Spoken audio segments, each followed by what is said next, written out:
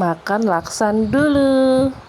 Assalamualaikum warahmatullahi wabarakatuh. Teman-teman, apa kabarnya di siang hari ini? Nah, kita kali ini makan laksan. Salah satu makanan khas juga dari Palembang ya. Pokoknya kalau yang belum pernah coba, dicobain, namanya laksan. Untuk tekstur itu memang mirip-mirip pempek, tapi ini pakai kuah ya, kuahnya bersantan gitu teman-teman. Nah, ini kalau yang suka pedas boleh dicampur cabe, kalau enggak ya udah enak, udah mantul pokoknya. Aku jadi inget bulan puasa nih. Kalau bulan puasa itu suka cari laksan yang enak, yang terasa banget ikannya, baik di laksan sama di kuahnya ya. Itu seputaran pasar 26 Ilir.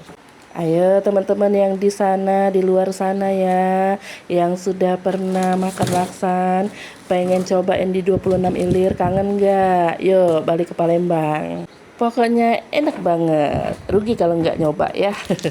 Nah ini anakku juga suka nih si kakak Patan, doyan banget dia yang namanya laksan. Satu lagi ada celimpungan, hampir mirip ya, tapi beda tekstur aja.